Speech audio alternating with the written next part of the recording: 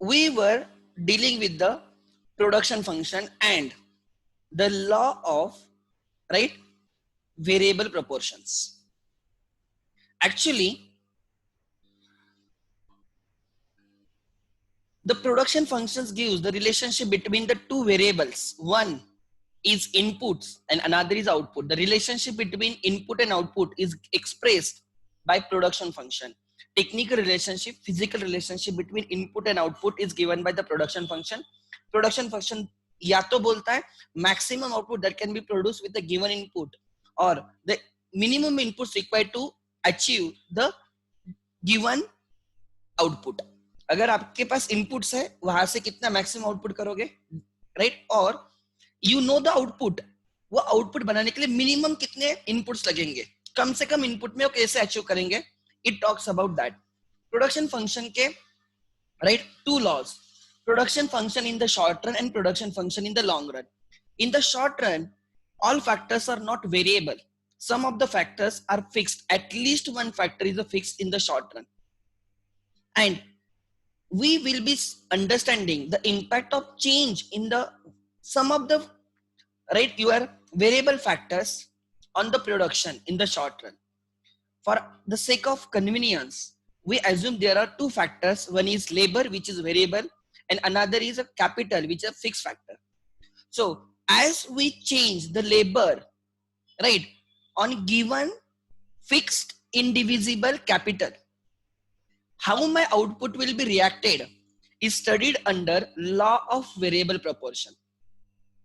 We will be changing the labor, keeping the capital constant. So the ratio in which I am using the inputs, variable is to fixed, जो ratio रहेगा variable factors is to fixed factor का जो ratio रहेगा, that ratio will be changing.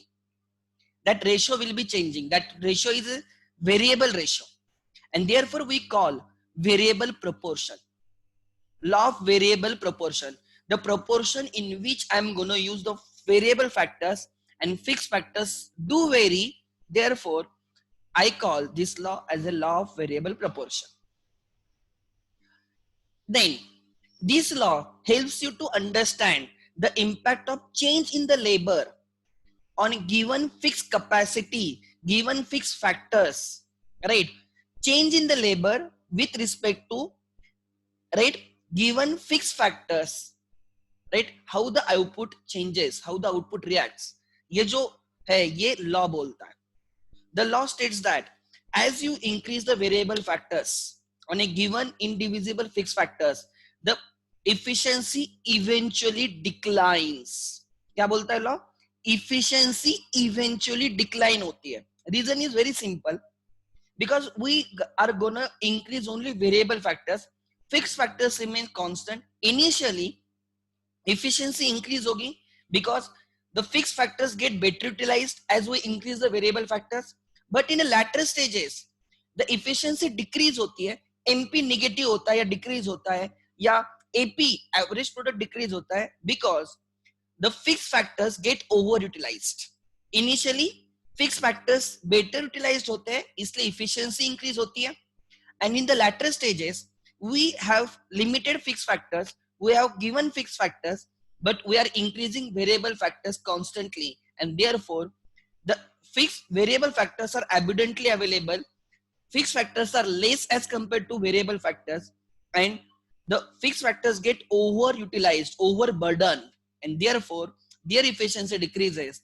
And this law talks about that for any given capacity, for any given fixed factors, if we overutilize it by employing variable factors, right, eventually the efficiency is bound to decrease. This is a simple law. This law is divided into three stages. Stage one, increasing returns to variable factor or variable input, increasing returns to variable factor. In the stage one, at the initial stages of stage one, we have given fixed factors and less number of variable factors. We have less labor and we have more fixed factors, and therefore fixed factors are idle, they are underutilized. And as we increase the number of labors, the fixed factors get better utilized and the efficiency increases. At the same time, additional labor, right, reduces the burden of the previous labors as well, right? More labors gives the scope of division of the work and the labor specialization, and therefore even efficiency of variable factors also increases. In the stage 1, efficiency of fixed factors as well as efficiency of the variable factors increases, and that is reflected through increase in AP throughout the stage, increase in TP throughout the stage, and MP increases initially, reaches its maximum and starts to decrease. As everything is increasing in the stage 1, we call this stage as an increasing returns to variable factor. Reason 1, indivisibility of the fixed factors. I cannot divide the fixed factors. वो मैंने reason भी कल आपको बोला, मैंने shirt का example दिया था. Even though I know I have less number of the variable factors like labor, but I have installed a machinery of a higher capacity, higher scale. Reason is very simple. We are planning for the future and we are working in the short run. भले ही उस machine पे 4 लोगों की जरूरत है, 10 लोगों की जरूरत है, right? But that capacity will be utilized over a period of time and not in the one day. Initially, we have less variable factors, more fixed factors, and जैसे जैसे हम उस मशीन पे वेरिएबल फैक्टर्स इंक्रीज करेंगे, machine अच्छे से utilise हो जाएगी and your efficiency will increase, your output will increase, AP will increase, MP will increase. Indivisibility, I means I cannot divide my fixed factors into small parts as per requirement of the variable factors or as per availability of the variable factors. And many times what happens, the fixed factors की जो capacity होती है, right, या जो हमें market में available होते हैं, right, उनकी size standard होती है. We cannot change them as per our requirement. Like if there is a machine for 4 labors, right, so it is for the 4 labors. I cannot buy a machine for the 1 labor because generally fixed factor, right, एक specific requirement के हिसाब से बनाए जाते हैं. Like जैसे मैंने example दिया था टीवी का, मैंने टीवी के टाइम बोला था कि जब हम टीवी परचेस करते हैं तो एक उसकी एक साइज फिक्स्ड होती है. सपोज एक 28 इंचेस का टीवी है, एक 32 इंचेस का टीवी है, आई वांट 30 इंचेस का TV.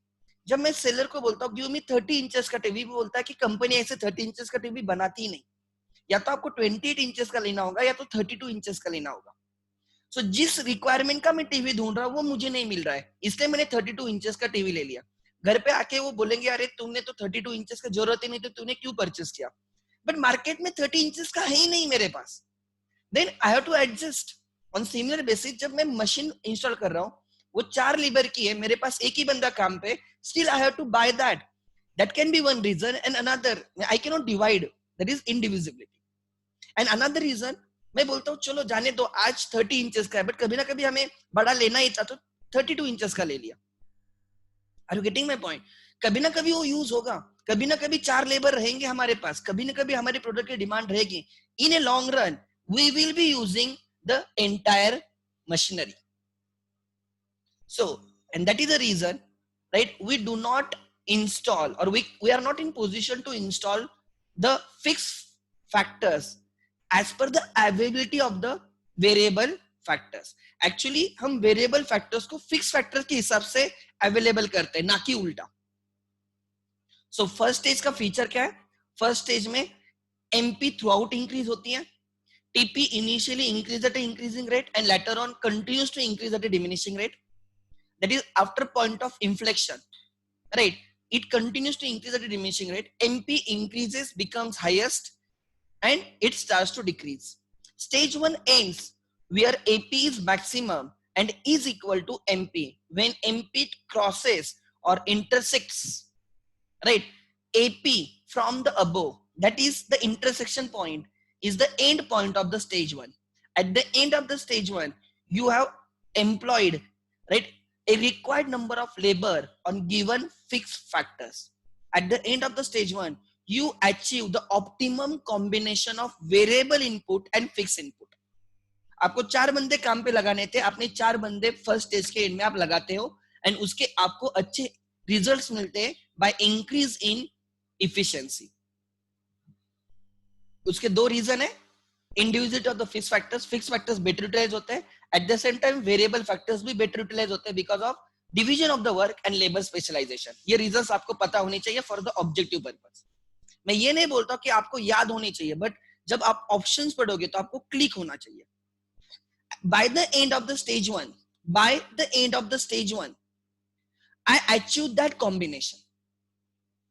Then, still, as the output is increasing, the producer is prompted to hire more number of laborers. वो क्यों, right? वो क्यों purchase करता है? भले ही उसको पता है कि he has achieved optimum combination of input and output. Still, he will enter into stage 2. Why? Because he knows, right? The overall output will increase. जब तक output increase होता रहेगा, तब तक वो labor hire करते रहेगा. Because he has to sell the output, he will earn more by producing more. Try to understand. And because of that, he hires more labor. And जो stage 1 के end में जो आपने labor and fixed asset का combination achieve किया था, optimum combination, that get displaced. वो imbalance हो जाता है. वो optimum combination जो आपने achieve किया था by the end of the stage 1, वो collapse हो जाता है in the stage 2 as you increase the variable factors labor. Because now in the stage 2, you have more of the variable factors and you are less of the fixed factors. And धीरे धीरे variable factors overutilized the fixed factors. And you can find the average product decreases throughout the stage 2. MP becomes 0 by the end of the stage 2, and TP continues to increase but increases at a diminishing rate. As both AP and MP are continuously decreasing in the stage 2, this stage is called as law of diminishing returns to variable factor, diminishing returns. And what are the reasons for the diminishing returns? First, indivisibility of the fixed factors. Now I have less of the fixed factors and more of the variable factors, but my variable factors do not substitute the scarcity of the fixed factors. First stage mein, I had more of the fixed factors and less of the variable factors. My excess fixed factors did not substitute the scarcity of the variable factors. And in the second stage, I have more of the variable factors and less of the fixed factors. Extra variable factors do not substitute the scarcity of the fixed factors in the second stage, because factors of production may be substituted, but they are not the perfect substitutes. Their cross elasticity is not infinite. Try to understand. So that is the reason individuality of the fixed factors or imperfect substitutability of the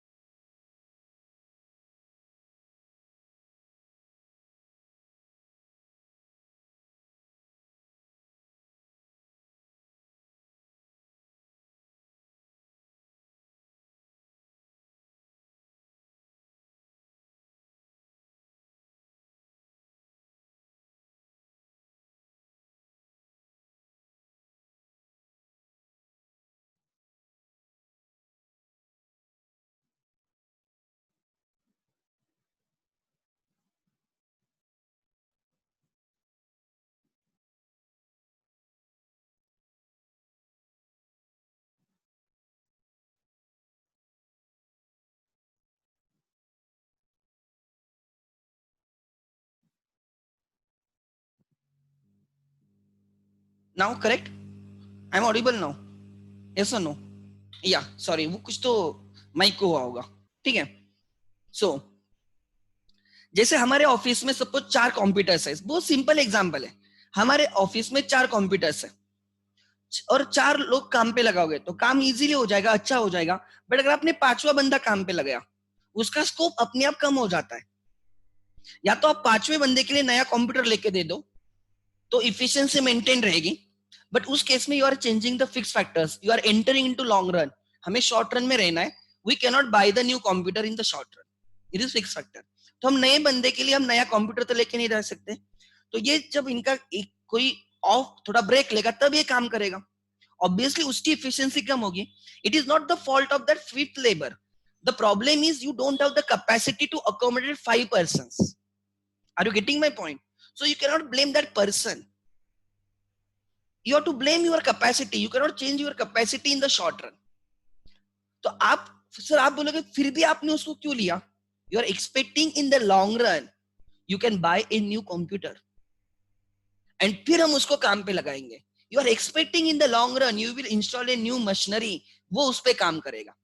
भले ही short run में you have to suffer the losses because of that, but in long run that will give you benefit. जैसे ऋषभ वो क्या आई don't no, वो keeper है देखो India का अभी, क्या नाम है उसका? कोई मुझे बोलेगा उसका नाम क्या है उस कीपर का? एनीवन? वो खेलता नहीं, देखो टाइम पास करता है, खाली टैटू बिटू बनाता है. हाँ, Rishabh Pant, perfect. His output is almost zero, but still team India is like looking after him, grooming him so that long run में वो benefit they. Try to understand. So on similar basis, भले ही आज right उनकी productivity उतनी अच्छी नहीं है, but still they are increasing your total output. Total output तो increase हो रहा है, तो we can accept that burden and we can go ahead. तो second stage में हो रहा है, you have more of the variable, less of the fixed, and therefore fixed factors overutilized होते हैं, variable factors की भी efficiency कम होती है, because they right they may come into each other's way, right, and therefore you get diminishing returns in the second stage. Second stage ends when the TP is maximum or MP is zero. That is the end of the second stage. The producer should stop at that stage. Ideally, he should not hire more labor. But if he still hires, if he is irrational, if he still hires more labor, now you have very large number of the variable factors as compared to given fixed factors. अब third stage में enter करते हो, and because of that, less availability of the scarce fixed factors, right? They get over and overutilized, and they starts giving negative returns. The marginal productivity of the additional labors will be negative. MP negative होता है, total product decrease होना start होता है, and तब वो नींद से उठेगा, अरे यार मेरा तो product decrease होने लगा, output decrease होने लगा, total product. ऐसे टाइम पे you have no other option but to kick them off. निकाल दो उन लेबर्स को. मैंने फिर से बोला गलती उनकी नहीं है, गलती बस हम शॉर्ट रन में हम हमारा स्केल इंक्रीज नहीं कर सकते, बिकॉज हमारा एजम्पशन था all labours are the homogeneous. ये हमारा एजम्पशन था. Obviously we have assumed technology remains same. If technology changes, obviously technology change हो रही है मतलब राइट स्केल चेंज हो जाएगी, and the efficiency will not reduce. Actually efficiency increase होगी अगर टेक्नोलॉजी चेंज होगी. इसलिए हमारा एजम्पशन है technology remains constant. Again, one of the important assumption of this law is not applicable in cases where the inputs must be used in the fixed proportion like H2O, like pharmaceutical companies. उनके case में inputs must be used in a fixed proportion. उसके case में नहीं चलेगा. But वही चाय बनाना है तो आप कुछ भी चेंज कर सकते हो, प्रोपोर्शन कुछ भी रख सकते हो. शक्कर नहीं तो चलेगा, मिल्क नहीं तो चलेगा. Are you getting? कोई लोग विदाउट पानी खाली दूध से भी चाय बना सकते. एग्जाम्पल दे रहा हूं मैं. That will do. सो ऐसे केसेस में हमारा लॉ एप्लीकेबल रहेगा.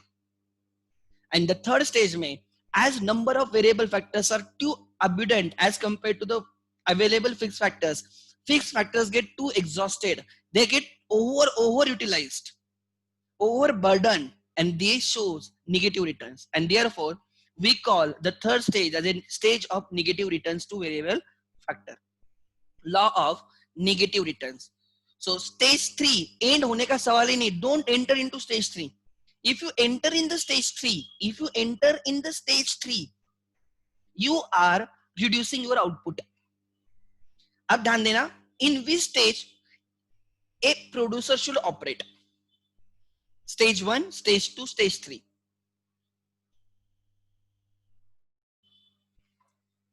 Stage 1, stage 2 or stage 3. No producer will work in the stage 3. Why? Because it is negative returns की stage है. Total production decrease हो रहा है. Stage 3 में example, right? ध्यान देना, ये मेरे शेड्यूल में, प्रोडक्ट शेड्यूल में 6 लेबर का आउटपुट 0 है, 6 लेबर का एमपी मार्जिनल प्रोडक्ट 0 है. तो मुझे वहां पे एक अलार्म लगना चाहिए मेरे दिमाग में, अरे 6 बंदे के पास काम ही नहीं करने के लिए. Are you getting my point? मैं अगर 7th को लेके आता हूं तो उसकी प्रोडक्टिविटी निगेटिव होगी. 6th labour and 7th labour are the disguise unemployed.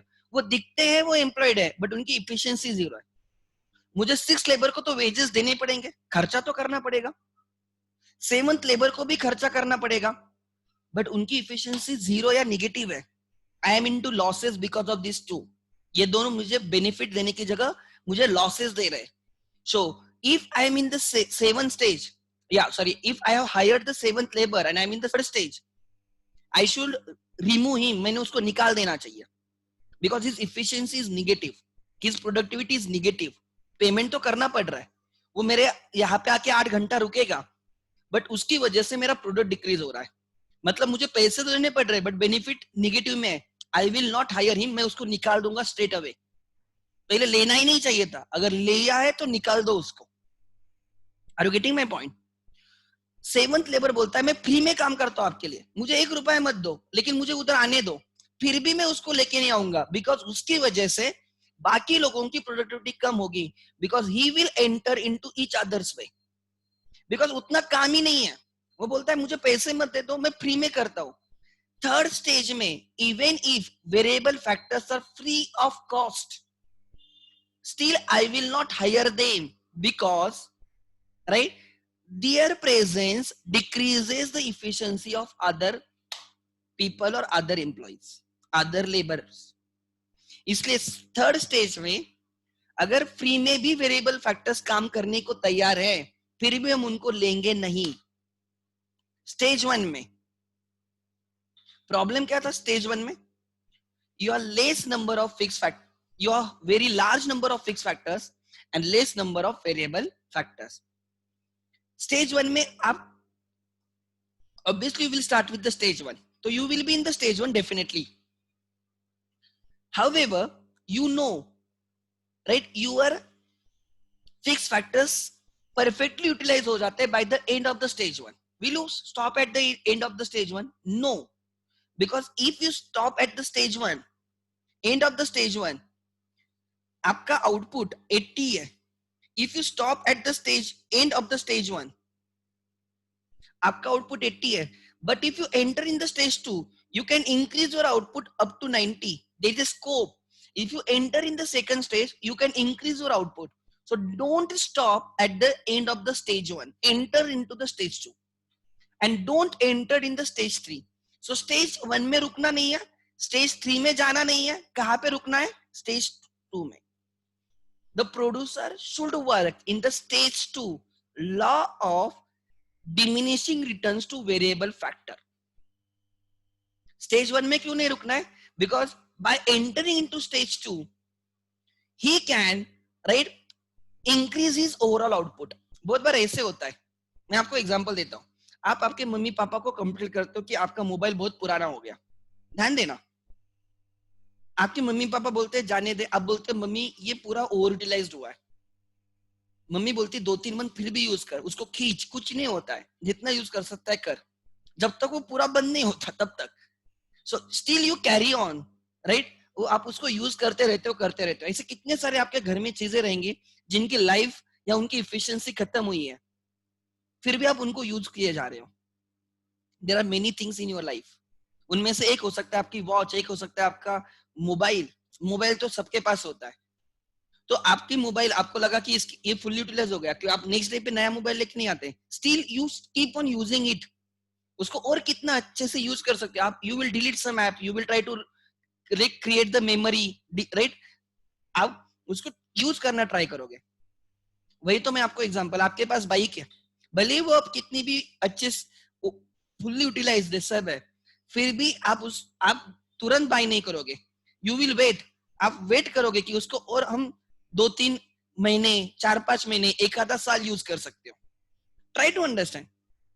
May be its reason ऐसे हो सकता है कि you don't need, right, vehicle that much. Take my example, right. My family asked me to buy the new vehicle, but I say कि class जाना है 2 kilometre, आना है 2 किलोमीटर, 4 किलोमीटर डेली, उसमें भी many times I travel by Ola, right. I hate to drive. तो नहीं चाहिए मुझे। So 4 kilometre daily, max to max बोल रहा हूँ, 4 किलोमीटर डेली बहुत हो गया। उसके लिए why should I invest 1 lakh and 1,50,000 in some vehicle? It's very simple. I can invest in some other thing. मेरा काम हो रहा है, I don't require it, I am overutilizing it, still I am using it, कोई problem नहीं, still I am getting more benefit. So भले ही उसका overutilize हुई है, फिर भी मैं उसको कैरी कर रहा हूँ, because I don't require it. Try to understand. हाँ, बहुत ही जरूरत पड़ी तो obviously we will go for it, but हम उसको यूज करते हैं। अपनी लाइफ में ऐसे कितने सारे एग्जांपल्स रहेंगे। तो स्टेज 2 में मुझे पता है कि मैं फिक्स फैक्टर्स को ओवर यूटिलाइज कर रहा हूँ, but I can still go for that because my output is increasing, and therefore the producer will work in the stage 2 only. Obviously he has to enter into stage 2, he has to go through the stage 1, but rational producer will not enter in the stage 3. Stage 1 and stage 3 are called as economic absurdity or economic nonsense. Stage 1 and the stage 3 are called as economic absurdity or economic nonsense.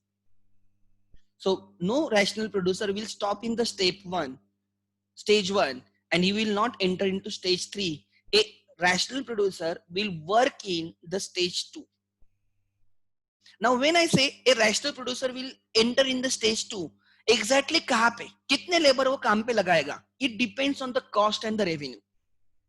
खाली इतना तो यहाँ से पता चला कि in short run the rational producer will work in the stage 2 because even though fixed factors are getting overutilized, right, his output, there is a chance कि उसका total output increase हो, तो वो कितने लेबर exactly काम पे लगाएगा? Example, मैं example देता हूँ, ध्यान देना।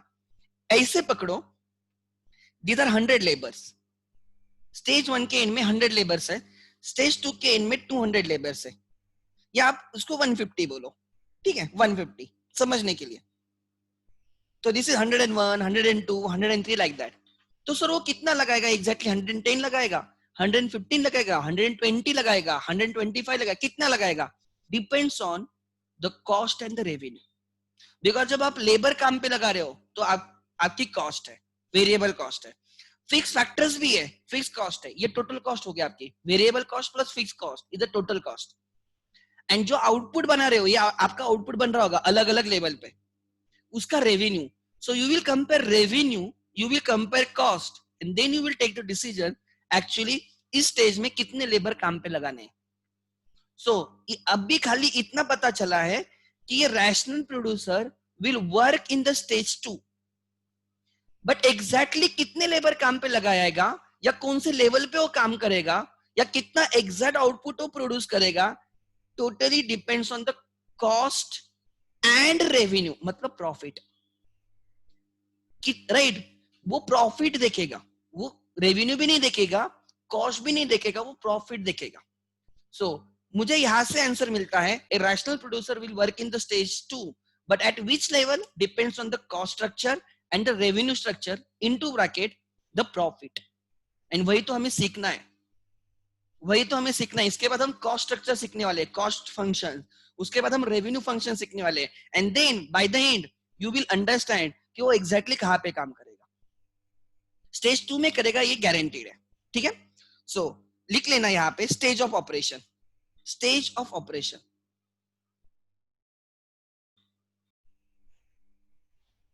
टू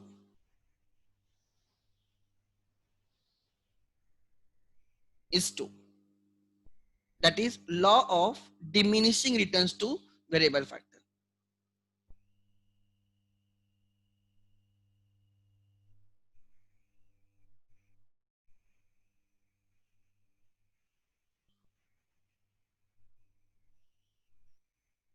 To variable factor,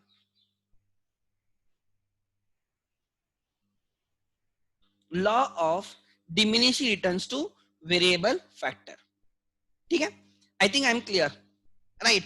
सो कौन से स्टेज में वो काम करेगा? सेकंड स्टेज में, ठीक है। और ये डायग्राम इतनी अच्छे से होनी चाहिए, राइट, इतने अच्छे से, राइट, नींद में भी वो सामने आनी चाहिए, इतने उस पे एक्सपर्टाइज होना चाहिए, because there will be many questions on this diagram, ठीक है। देन और इसमें मुझे और क्या कवर करना है, let me think. Stage one में ध्यान देना, स्टेज वन में you are less of the variable and you are more of the fixed. हम फिक्स को ही ठीक से यूज नहीं कर रहे और हमें और फिक्स फैक्टर्स फ्री में मिल रहे. स्टेज वन में हमें फिक्स फैक्टर्स फ्री में मिल रहे. I will not take them free में, तो भी नहीं लूंगा. क्यों? बिकॉज पहले जो है वो तो यूज होने दो, फिर मैं बाद में देखूंगा. तो स्टेज वन में अगर मुझे फिक्स फैक्टर्स फ्री में मिलते हैं तो भी मैं नहीं लूंगा. एंड स्टेज थ्री में वेरिएबल फैक्टर्स फ्री में मिलते तो भी मैं नहीं लूंगा. Try to understand. So what I want to tell you, in the stage one, even if you are getting fixed factor free of cost, I will not install them. मैं नहीं लूंगा. मैं बोलूंगा जो मेरे पास पहले है ना उनको ही मुझे ठीक से यूटिलाइज करने दो. उनको फुल यूटिलाइज करके मैं स्टेज टू में उनको यूटिलाइज करके मैं उनसे आउटपुट प्रोड्यूस करूंगा. उसके बाद में देखता हूँ. एंड स्टेज थ्री में जो एडिशनल लेबर्स है जो मुझे नेगेटिव रिटर्न्स दे रहे हैं, वो बोल रहे हैं हम आपके लिए फ्री में काम करते हैं. मैं बोलता भाई तू फ्री में काम करेगा, मुझे तुझे पैसा नहीं देना पड़ेगा, बट बाकी लोग काम नहीं करेंगे तेरे वजह से. वो बोलेंगे ना साला ये बैठा है उसको फिर भी पेमेंट मिल रहा है तो हम क्यों काम करें. उनकी भी एफिशिएंसी कम होगी. Try to understand. देयरफॉर मैं उसको फ्री में भी नहीं बिकने दूंगा. Are you getting my point? He will come into the ways of other employees, other variable factors, and that will result in overall decrease in the efficiency and overall decrease in the total product. मैं नहीं लूंगा. So this is to be understood, and ये मेरा first law है. I will take you through the module. Let me check.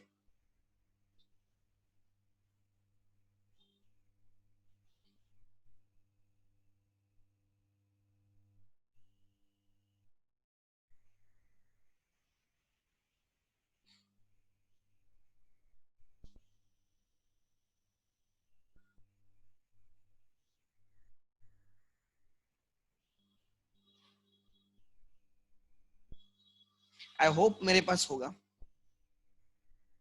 Okay.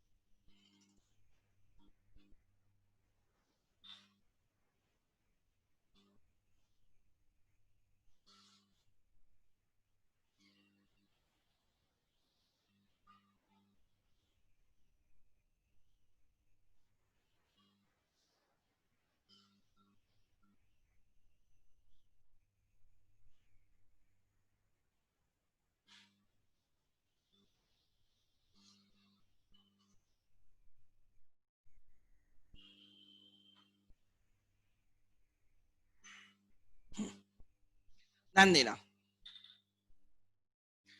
ये law of variable proportion है.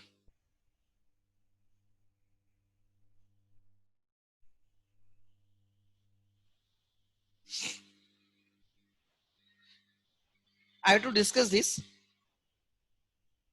Corp Douglas production function मैंने अभी तक डिस्कस नहीं किया है. ठीक है, ये होल्ड पे है मेरा. लॉ ऑफ वेरिएबल प्रोपोर्शंस और लॉ ऑफ डिमिनिशिंग रिटर्न्स. ठीक है, they have given you the production schedule. ये मैंने एक्सप्लेन किया है बट अलग एग्जांपल के through. This is mathematical, you can go through that. ठीक है. Then the relation between the average product and marginal product, ये मैंने रिकवर किया. Law operates under the four assumptions. ये भी मैंने आपको, technology remains constant, right. Inputs, there must be some inputs whose quantity is fixed. मतलब हम short run में, the law does not apply to the cases where the factors must be used in the fixed proportion to yield the output, right. We consider only physical inputs and outputs and not economic profitability in the monetary terms. ठीक है. And this is the diagram. This point F is point of inflection, right. S is MP is equal to AP, end of the stage one. Point M or point H is the end of the stage two. So this is the end of the stage one. This is the end of the stage two. Producer will operate in this stage. ठीक है. Then this is very important, इसको underline करके रखना. Yes, law states that, इसको page number 3.112 के ऊपर, मतलब 3.111 का, the law states that as we increase the quantity of one input which is combined with other fixed inputs, labor change करेंगे capital को constant रख के, the marginal physical productivity of variable input, marginal physical productivity means MP, marginal physical productivity of variable input must eventually decline. This is a statement of the law. This is the statement of the law. Law states that as you increase the variable proportion in respect of given fixed factors, the marginal physical productivity of variable input will eventually decrease. MP increase होगा, maxi होके decrease होगा. So it talks about MP will decrease eventually. Again, in other words, an increase in some inputs relative to other fixed inputs in a given state of technology, obviously at a given point of time, cause output to increase. Output increase होगा, but after a point, extra output resulting from same addition of the extra input. क्या लिखा है, ठीक से पढ़ो. Extra output from extra input मतलब marginal product will become less and less. लिख लेना, इसका मतलब है MP will decrease. The law states efficiency or marginal productivity, that is efficiency of variable input will decrease.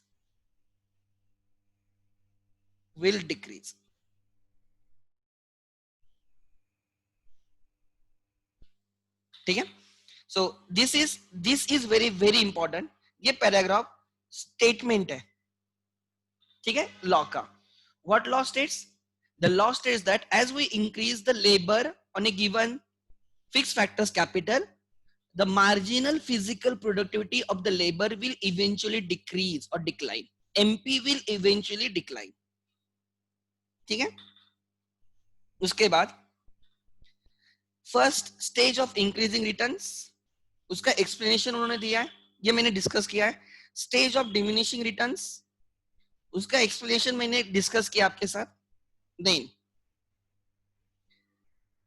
Stage of negative returns, ठीक है, मैंने explanation आपके साथ डिस्कस किया है.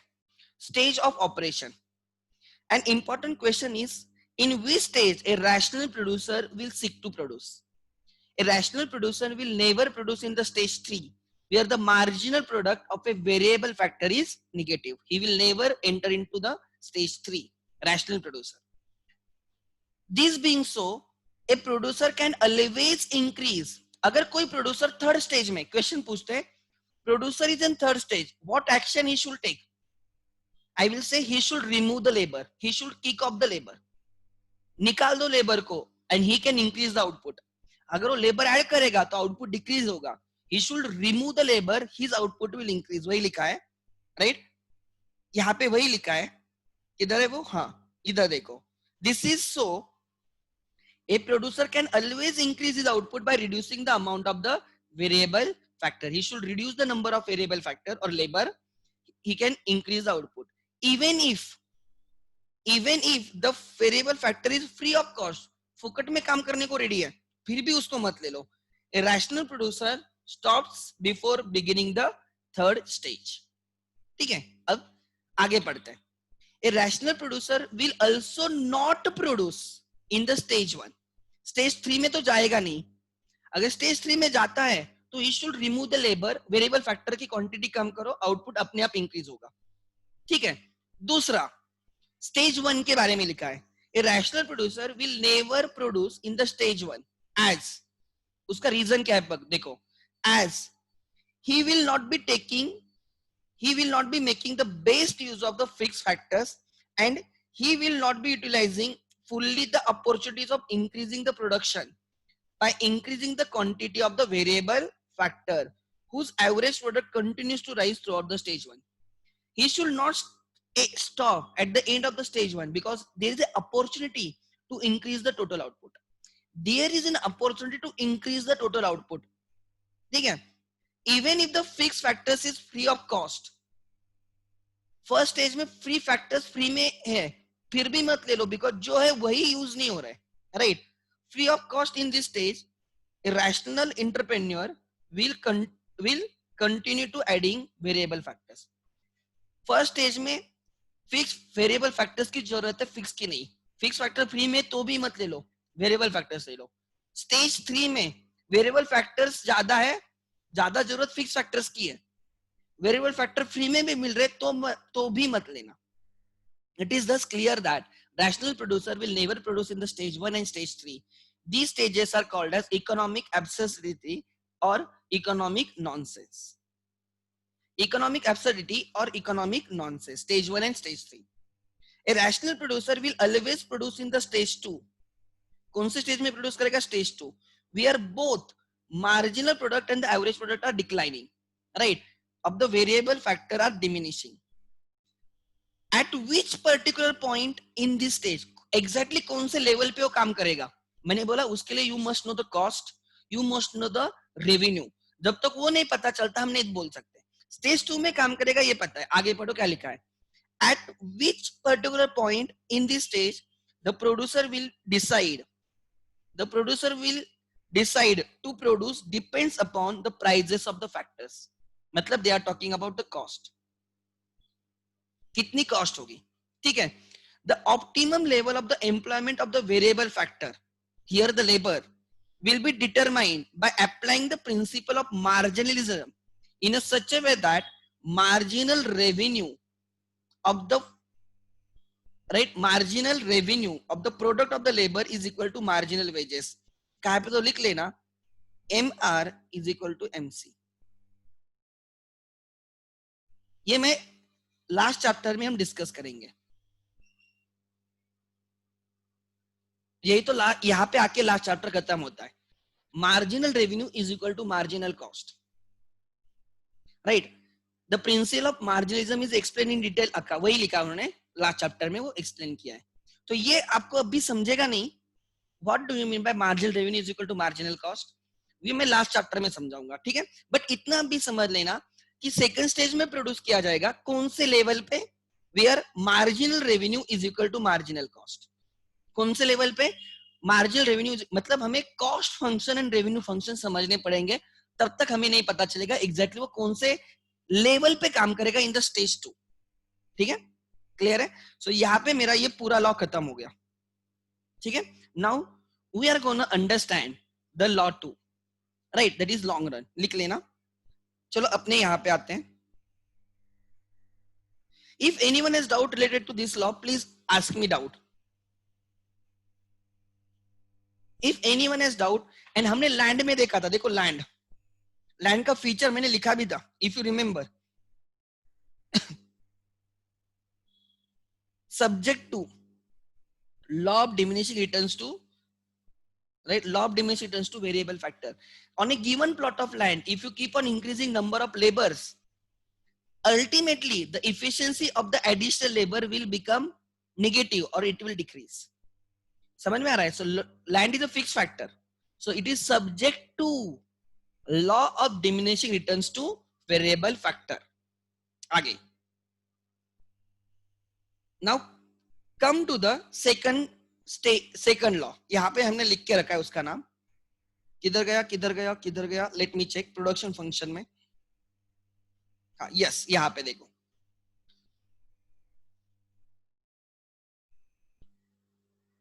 Yes, production function in the short run. Law of variable proportion उसको क्या बोलते हैं? बिकॉज प्रोपोर्शन चेंज होता है. लॉ ऑफ डिमिनिशिंग रिटर्न्स क्यों बोलते हैं? Because the producer will work in the stage 2 जिसमें रिटर्न्स डिमिनिश होते हैं, इसलिए उसको डिमिनिशिंग रिटर्न्स बोला जाएगा. ये लॉ का स्टेटमेंट ही वही है. The efficiency marginal productivity of the marginal physical productivity of the variable input will decrease. Law क्या बोलता है?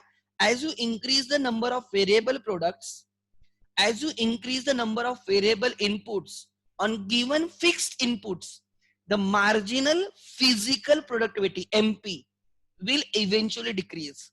So returns diminish होंगे, इसलिए इसको बोला जाता है law of diminishing returns, law of returns to variable input.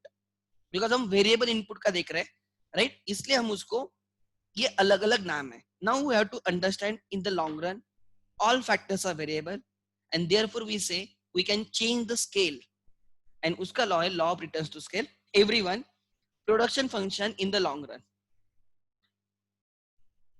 production function in the long run, law of returns to scale,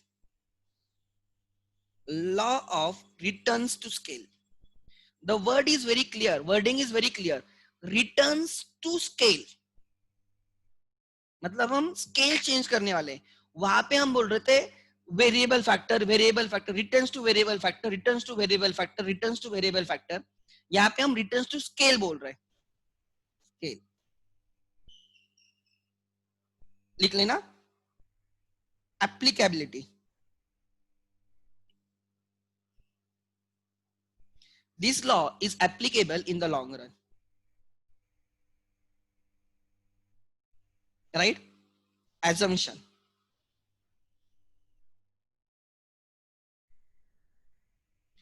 all factors are variable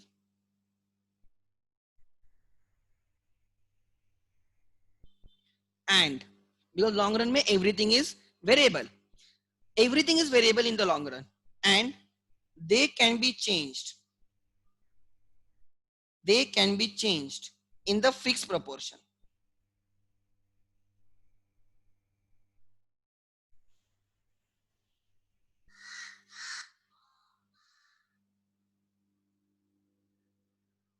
जैसे हमने एक फैक्ट्री की जगह दो फैक्ट्री डाल दी, दो की जगह चार फैक्ट्रीज कर दी, 10 फैक्ट्रीज कर दी, 15 फैक्ट्रीज कर दी. We are changing the fix factors. Long run में फिक्स फैक्टर्स भी चेंज होते हैं, उसको बोला जाता है change in the scale. We will be changing all the factors, सब फैक्टर चेंज हो रहे हैं, स्केल ही चेंज हो रही है. या तो हम इंक्रीज कर रहे हैं या तो डिक्रीज कर रहे हैं. स्केल या तो इंक्रीज कर रहे हैं या तो स्केल डिक्रीज कर रहे हैं. Try to understand.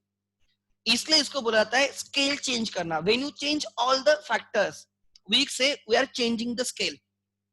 मैंने कैपेसिटी डबल कर दी, मैंने बोलता मेरी स्केल डबल हो गई. मैंने कैपेसिटी 50% कर दी, मैंने स्केल 50% से कम कर दी. स्केल मतलब लॉन्ग रन में हम जब सब फैक्टर चेंज होता है, scale of the production, production scale ही चेंज हो जाता है. ठीक है. So try to understand now what this law talks about. This law talks about when all the factors are changed.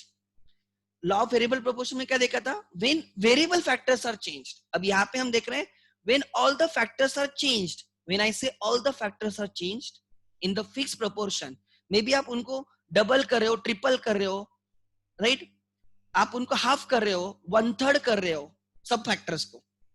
मतलब हम उनको चेंज कर रहे हैं, या तो इंक्रीज कर रहे हैं या तो डिक्रीज कर रहे हैं, हम स्केल चेंज कर रहे हैं. सो आगे से when I say all factors are changed in the fixed proportion, उसको बोला जाता है change in the scale. Maybe increase, maybe decrease. ठीक है. Like Vodafone is decreasing its scale, ऐसा बोल सकते हो. Maybe because of their losses and everything, right. Jio and Airtel are increasing their scale, they are finding the opportunity. Vodafone and Idea are not sustainable in this right cutthroat competition. BSNL, right, God knows. So maybe over a period of time, yeah, Kingfisher has to reduce the scale. उनको scale पूरी कम करनी पड़ी. They had to sell, like उन्होंने जो भी उनके aircrafts वगैरह थे, they had to sell. So उन्होंने स्केल कम कर दी. किंगफिशर एयरलाइंस की बात कर रहा हूं मैं. So आप स्केल या तो इंक्रीज करोगे या तो डिक्रीज करोगे over a period of time. अब ध्यान देना मैं क्या बोल रहा हूं. सो व्हेन आई से, राइट, व्हेन आई से, राइट, हम स्केल चेंज कर रहे हैं, मतलब हम we are changing everything, we are into long run. So अगर स्केल चेंज होगी, how my output will react is studied under law of returns to scale. Returns to scale, returns मतलब output, scale change होगी तो output कैसे change करेगा, right? लिख लेना, right? मैं एक शेड्यूल लिखता हूं,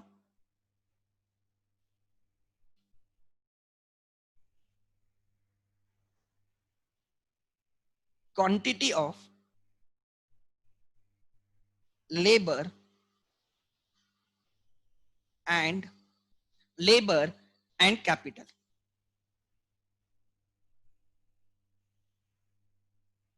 जिसको हम बोलते हैं that is scale.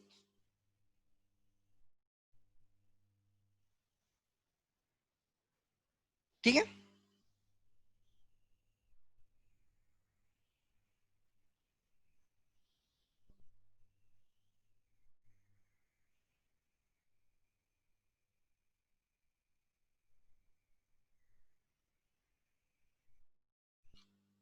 Scale,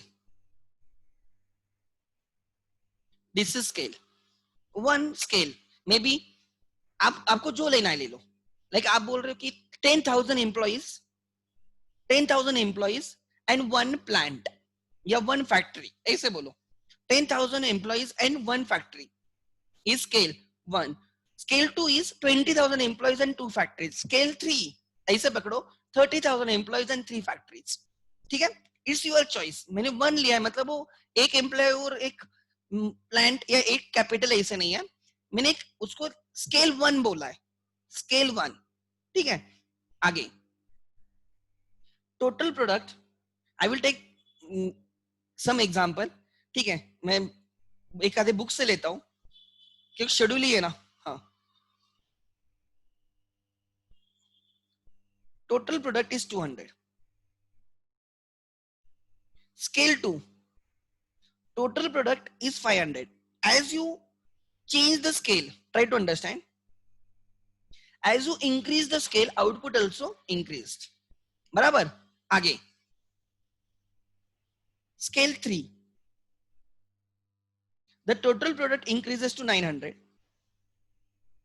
Scale 4, total product increases to 1300. Scale 5, total product increases to 1700.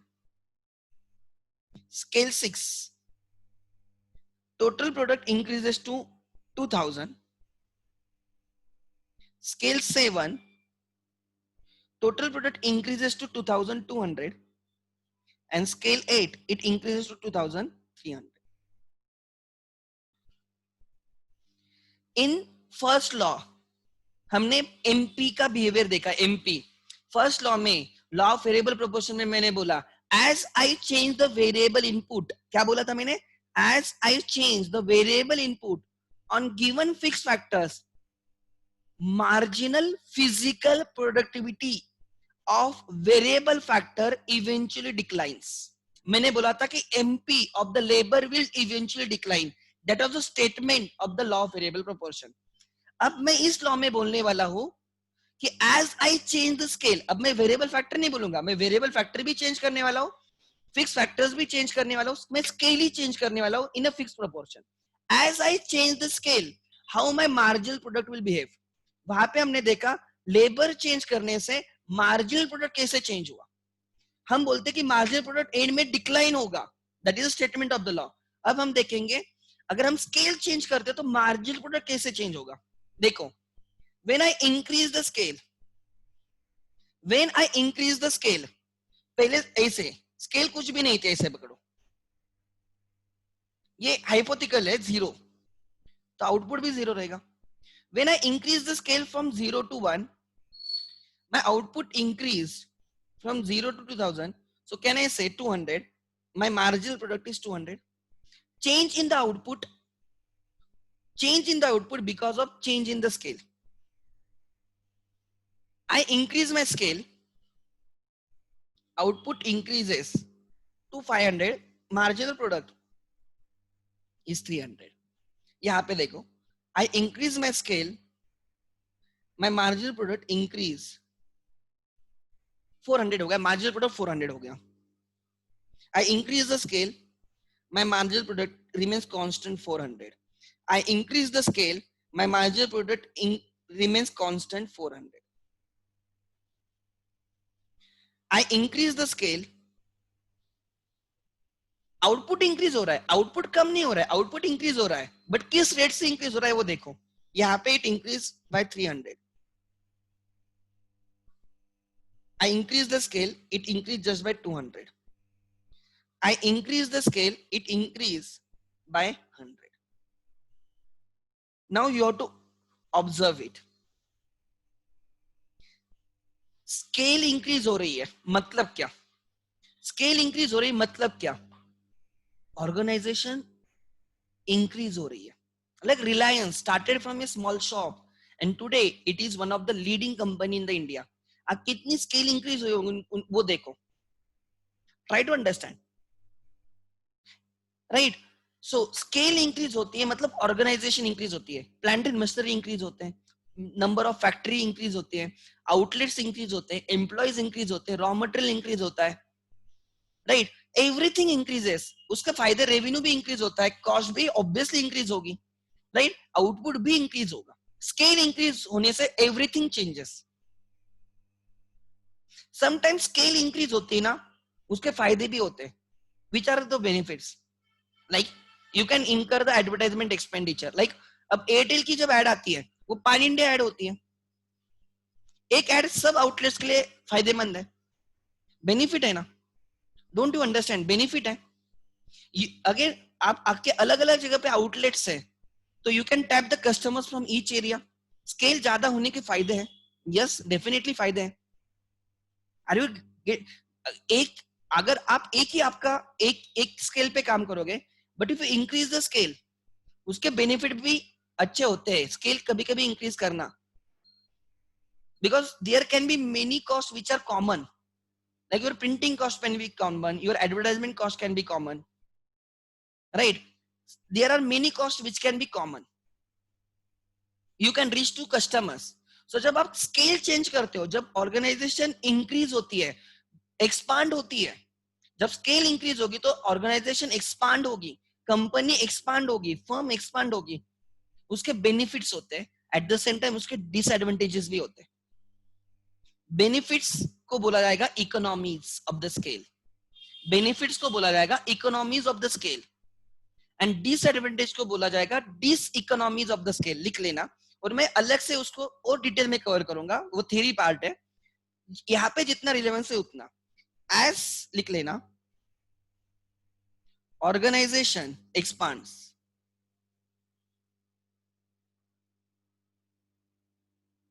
और ग्रोज. बिकॉज हम स्केल इंक्रीज करेंगे तो ग्रो होगी, और ऑर्गेनाइजेशन एक्सपांड्स और ग्रोज. ठीक है? इसके एडवांटेजेस होते हैं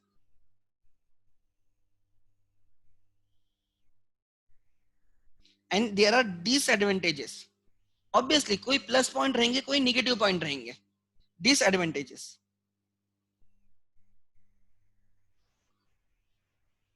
एडवांटेजेस को बोला जाता है economies of the scale, of scale.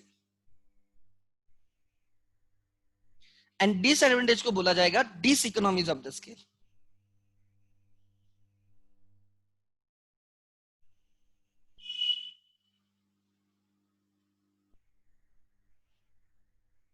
Diseconomies of the scale.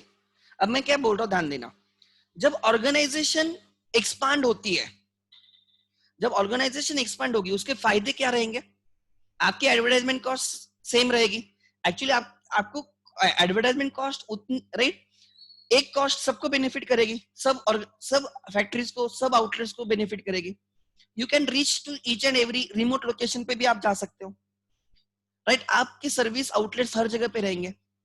Like Reliance, try to understand, they are reaching each and every. आपके घर में एक तो चीज रिलायंस की रहेगी, एक तो चीज रहेगी, कुछ ना कुछ तो यूज करोगे आप. And in coming days optic fibre की वजह से तो आपके पास हर चीज ऑलमोस्ट वही रहेगी, उनकी रहेगी.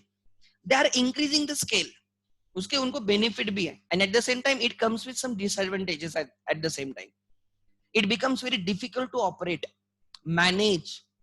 डिसीजन मेकिंग में डिले होता है. जितनी बड़ी ऑर्गेनाइजेशन रहेगी उतनी डिसीजन मेकिंग में टाइम लगता है. समटाइम्स अननेसेसरी कॉस्ट इंक्रीज होती है, अननेसेसरी। सो ऑर्गेनाइजेशन एक्सपांड होती है, उसके बेनिफिट्स भी होते हैं, उसके डिसएडवांटेजेस भी होते हैं। Being a moderate sometimes is good as well. समझ में आ रहा है? लाइक एग्जांपल मैं आपको दे सकता हूं, अगर आप 400-500 बच्चों में सीख रहे हो तो you never get the personal attention. Organisation के फायदे भी है, उसके कोई डिसएडवांटेजेस भी है कि 400 बच्चों को एक साथ सिखा रहे हो, रेवेन्यू के मामले में बहुत आगे जाओगे, but over a period of time there will be no that much bonding. जो बॉन्डिंग होती है स्टूडेंट्स से टीचर्स में, वो नहीं हो सकती, because everything you don't bother. 400 student में आप किसको किसको पूछोगे? प्रैक्टिकली वो फिजिबल भी नहीं है। सो मैं आपको एग्जांपल दे रहा हूं। सो ऑर्गेनाइजेशन, फिर क्या होता है कि ऑर्गेनाइजेशन इतनी बड़ी हो जाती है कि some cost becomes right necessary, वो करने ही पड़ते आपको, you can not escape from those cost. So मैं आपको जो एग्जांपल दे रहा हूं कि economies of the scale and diseconomies of the scale. Scale increase होने के फायदे भी हैं, स्केल डिक्रीज होने के, इंक्रीज होने के कोई डिसएडवांटेजेस भी है। ये हमें समझना इंपॉर्टेंट है, वो पूरे डिटेल में सीखेंगे। लाइक क्या प्रोडक्शन के पॉइंट ऑफ व्यू से फायदे हो सकते हैं। Now as you have one right, आपके cost of production will decrease. Now you can buy in lump sum, आप ज्यादा रॉ मटेरियल परचेस करोगे, you can bargain with your sellers, आप बोलोगे हम ज्यादा क्वांटिटी परचेस करें, हमें डिस्काउंट दे दो। Try to understand, are you getting my point? तो उससे आपकी रॉ मटेरियल की कॉस्ट कम हो जाएगी, वो आपके लिए फायदा होगा। But at the same time वो सेलर को भी अगर ये पता चलता है कि you have to buy, you have no other option, वो आपको नड़ेगा, वो बोलेगा कि नहीं नहीं मैं नहीं डिस्काउंट देता, जो करना है कर। नाउ यू हैव इंकर द कॉस्ट, आप वो जो आपको बोलेगा वही प्राइस पे आपको लेना पड़ेगा। ऐसे भी उल्टा भी होता है, इनिशियली आप उसको बोलोगे कि मुझे डिस्काउंट दे दो, वो देगा भी, but after a point he will not give the discount because he also knows you have that capacity. अगर आपको रॉ मटेरियल नहीं मिलेगा तो your capacity will remain unutilized, you will like end up making the losses. So ये भी समझ में आना चाहिए कि उसके डिसएडवांटेजेस भी है। मैनेजमेंट, आप you can hire good management because आपकी स्केल इंक्रीज हो रही है, बट आपकी लाइन जो हायरार्की होती है वो भी उतनी बड़ी हो रही है, तो एंड में मैसेज जाने तक टाइम लगता है, काम एग्जीक्यूशन में टाइम लगता है। Are you getting my point? कभी कभी centralised is good, but centralise से हर चीज नहीं चलती, डिसेंट्रलाइजेशन भी होना चाहिए अथॉरिटी का। सो मैं आपको बोल रहा हूं इकोनॉमीज एंड डिस इकोनॉमीज, ठीक है? अब क्या हो रहा है, ध्यान देना। As organisation grows, you can find as you are increasing the scale, initially in this phase marginal product is increasing. You increase the scale from 0 to 1, 1 to 2, right? Your marginal product is increasing. इस phase में you can find marginal product is constant, same here. मतलब आप organisation grow हो रही है, initially जब organisation grow होगी you will find your additional benefits are more. Initially as you grow your organization, as you right expand the organization, as you increase the scale of the operations, आपको benefits दिखने start हो जाएंगे यार। Your marginal product will be increasing. आप जितने से scale change कर रहे हो उससे ज्यादा से आपका आउटपुट इंक्रीज होते रहेगा during this stage, right? Increase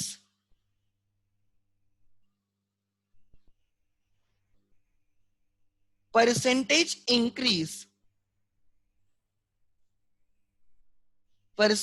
increase in inputs results in more than that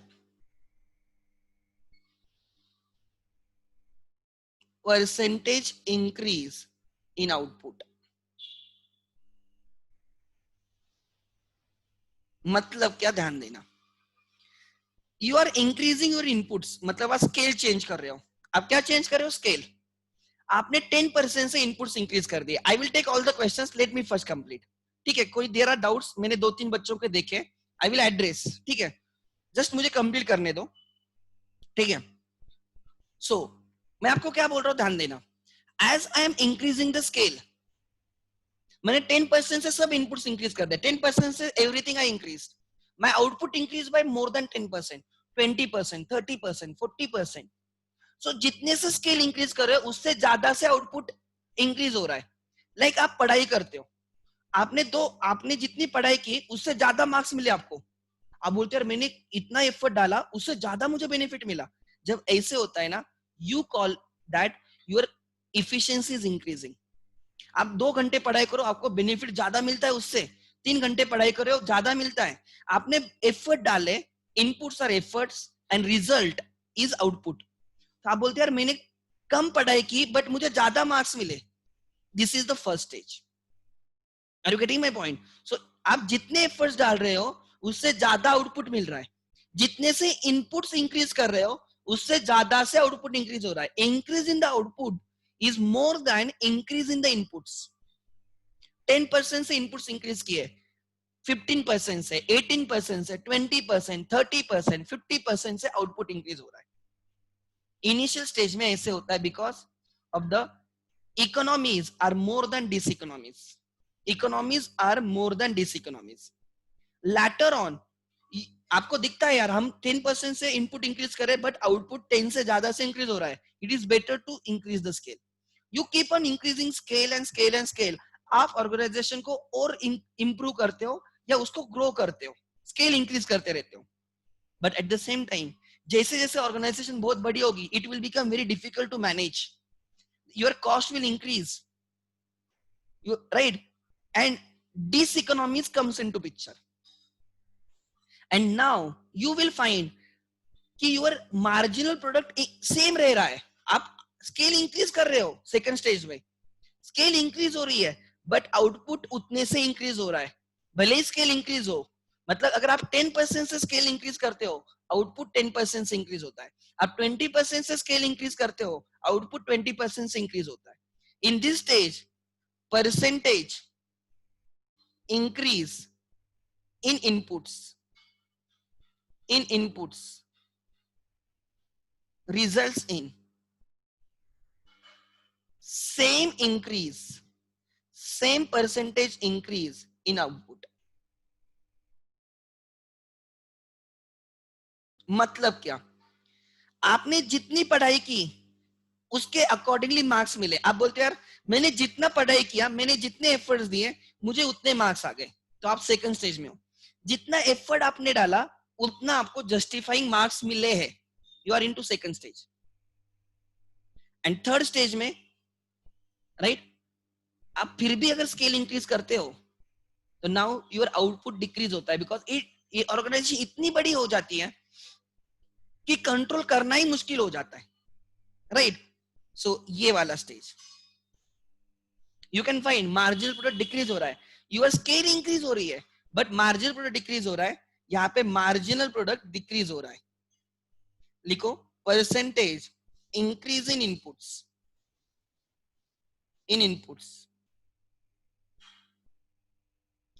results in, input increase करोगे तो आउटपुट चेंज होना चाहिए, results in less than that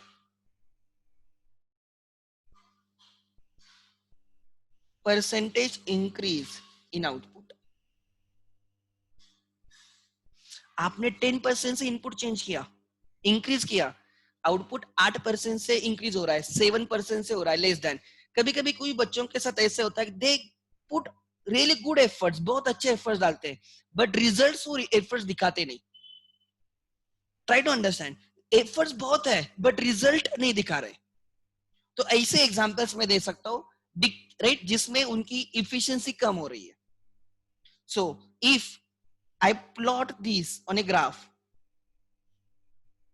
everyone ध्यान देना, ठीक है. मार्जिनल प्रोडक्ट, यहां पे स्केल, स्केल 1, 2, 3, 4, 5, 6, 7, 8, 8 तक स्केल है ना मेरी, यस. 1, 2, 3, 4, 5, 6, 7, 8. एमपी, एमपी क्या है देखो, मार्जिनल प्रोडक्ट 200 100 अच्छा, so this is 100, suppose this is 100। अच्छा हाँ, वो थोड़ा मैं ये खींचता हूँ जानबूझ के मेरे कन्वीनियंस के लिए, तो मैं वहां पे बाकी चीजें भी लिख सकता हूँ।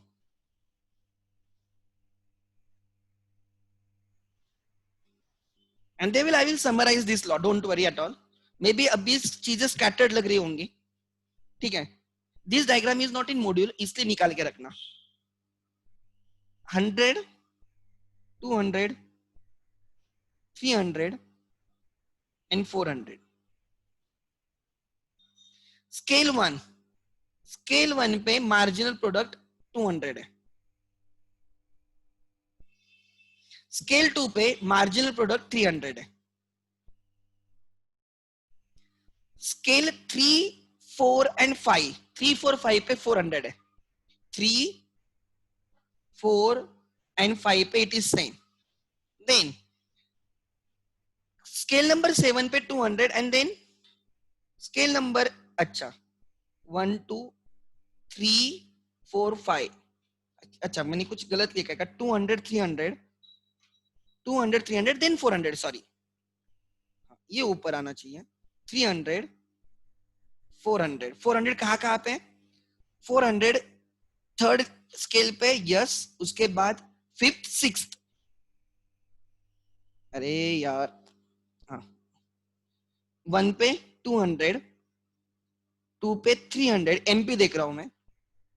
3 4 5, 3 4 5 बराबर है। देन 6 पे 300 200 100, अच्छा 300 200 100, अच्छा अब मिल गया। 300 200 and 100। So if I join these points, I get curve like this, कुछ ऐसे कर्व मिलेगी, ठीक है। अब थोड़ा उतना एडजस्ट करना आप लोग, ठीक है। देख तो, सो this is my marginal product curve in the long run. अब मैं क्या बोल रहा हूं, ध्यान देना। दिस इज फर्स्ट स्टेज,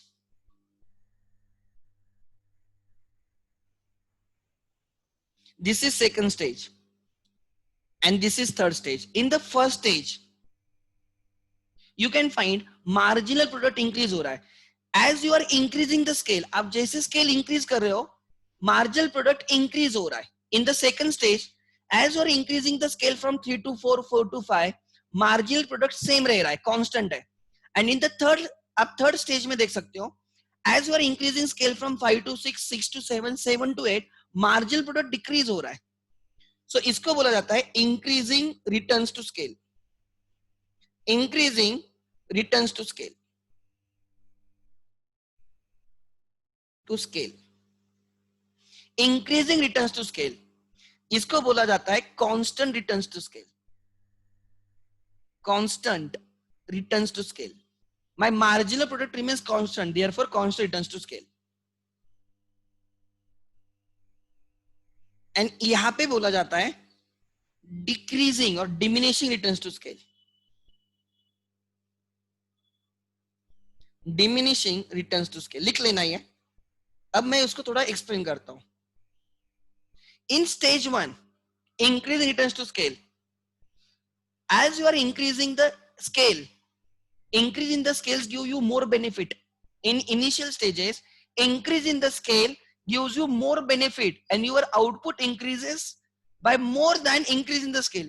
जितने से, जिस स्केल से आप जितने से स्केल इंक्रीज कर रहे हो उससे ज्यादा से आउटपुट इंक्रीज होगा। एग्जाम्पल, एक बच्चा है, ध्यान देना, केटी has 30 marks out of 100 and there is another student, suppose कोई तो नाम बोलो, कुछ भी नाम बोलो, कोई भी नाम बोलो, केटी और दूसरा साहिल, has suppose 90 marks। हाइपोथेटिकल है ये, नहीं तो आपको लगेगा साहिल को 90 मार्क्स नहीं हो सकते, मैं एग्जांपल दे रहा हूं। नहीं तो साहिल को लगेगा क्या सर आपने क्या मुझे 90 मार्क्स दे दिए, ठीक है। ये कुछ वो अपना साहिल शाह नहीं है, नहीं तो आपको लगेगा कि वो है क्या, 30 मार्क्स एंड 90 मार्क्स, ठीक है। अब आप मुझे बोलो, दोनों ने एफर्ट डाले, दोनों ने 10-10 घंटे डेली पढ़ाई की, केटी के मार्क्स 90 हो गए एंड साहिल के मार्क्स 95 हो गए। अब देखो ना, इसका अब 3 टाइम्स मार्क्स हुए। इसके कोई साहिल बोलेगा क्या सर, हम दोनों ने सेम एफर्ट डाले फिर भी मेरे तो 5 मार्क ही इंक्रीज हुए और उसके 3 टाइम्स मार्क्स इंक्रीज हुए, ऐसे क्यों? बिकॉज पहले ही 100 मार्क्स में से साहिल के पास 90 मार्क्स है। कितना इंक्रीज होके होके 100 ही होगा ना, उससे ज्यादा तो नहीं मिलेंगे। But KT had a good scope, 30 के वो 100 कर सकता है। Are you getting my point? मैं क्या बोल रहा हूँ, मैं एग्जाम्पल दे रहा हूँ। I am just trying to tell you, दोनों ने सेम एफर्ट डाले, बट केटी ने जो एफर्ट्स डाले हैं उसका रिजल्ट ज्यादा दिख रहा है इंप्रूव्ड देन साहिल, बिकॉज साहिल पहले ही मैच्योरिटी स्टेज में था, सैचुरेशन स्टेज में था। वो कितना भी एफर्ट डाले 100 से ज्यादा तो मार्क्स नहीं आएंगे उसको। इसका इंक्रीज होके होके 100 होगा, इसका इंक्रीज होके होके 100 होगा, बट यहाँ पे देखेगा 30 का 100 हो गया और यहाँ पे देखेगा 90 का 100 हो गया। साहिल की मम्मी साहिल को एग्जांपल देगी, देख केटी 100 मार्क्स लेके आ गया 30 से 100 और तू 90 से 100 लेके आ गया, क्या इंप्रूवमेंट है तेरी? साहिल बोलने का बोलेगा मम्मी मुझे तो पहले ही 90 थे, मैं खींच खींच के 100 ही कर सकता, उससे ज्यादा तो नहीं कर सकता। बट दिखने में क्या दिखता है, बिकॉज पहले ही साहिल उस स्टेज पे है जहां पे उसका बिजनेस पूरा ग्रो हो चुका है, राइट? उसके बेनिफिट, जितने बेनिफिट्स मिलने थे सब मिल चुके हैं, उसने जितना भी एफर्ट डाले तो भी, राइट, उसको वो मेंटेन करने में चले जाएंगे। बट केटी जब वो एफर्ट डालेगा उसके इंप्रूव हो जाएगा। वही मैं आपको समझा रहा हूं, in initial stages, in initial stages of the business, as you right increase the scale, आपको बेनिफिट्स मिलने स्टार्ट होते हैं। You can find your marginal product is increasing, जितने एफर्ट्स डाल रहे हैं उससे ज्यादा से आपका आउटपुट इंक्रीज हो रहा है। So in this stage, in the first stage, समझना, increase in input results in more increase in output। आपने 10% से स्केल चेंज कर दी, मोर देन 10% आउटपुट चेंज हो गया। एग्जाम्पल, आपने 20% से स्केल चेंज कर दी, इंक्रीज कर दी, आउटपुट 40% से इंक्रीज हो रहा है, 50% से इंक्रीज हो रहा है, 60% से इंक्रीज हो रहा है। समझ में आ रहा है? सो उसको बोला जाएगा कि small increase in the scale creates large increase in the output, increasing returns to scale। इसमें इकोनॉमीज, ये क्यों होता है? Economies of the scale are more than diseconomies of the scale।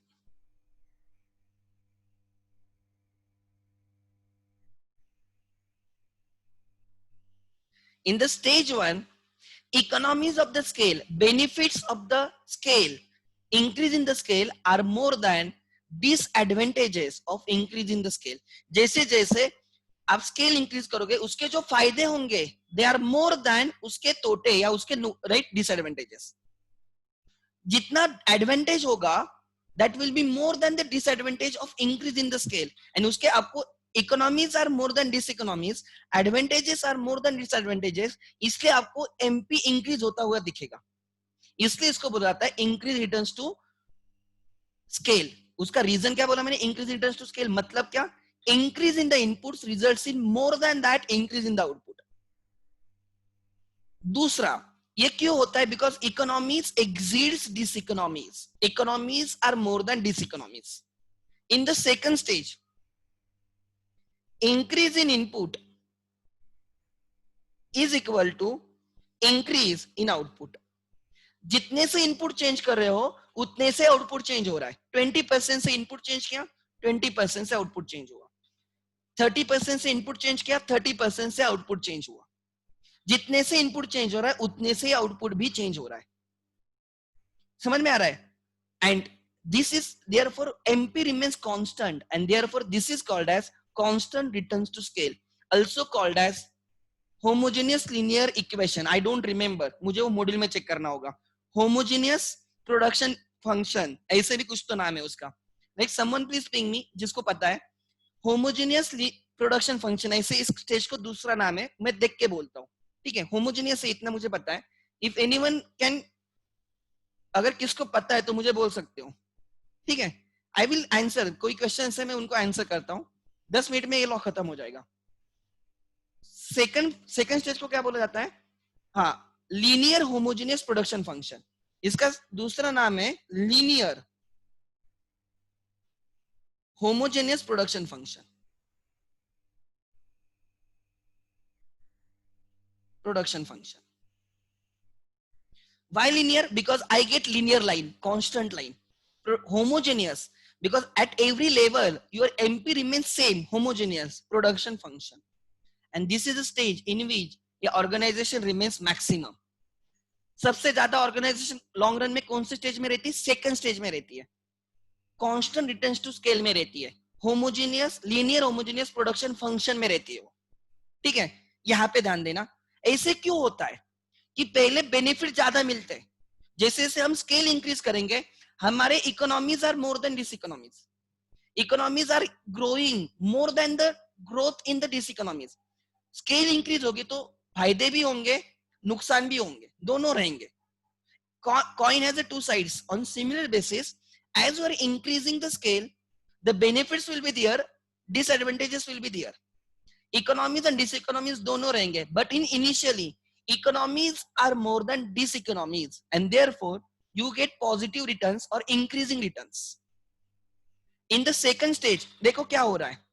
First stage में economies are increasing and diseconomies are also increasing, but economies are more than the diseconomies, therefore right benefits are more, you will get increasing returns.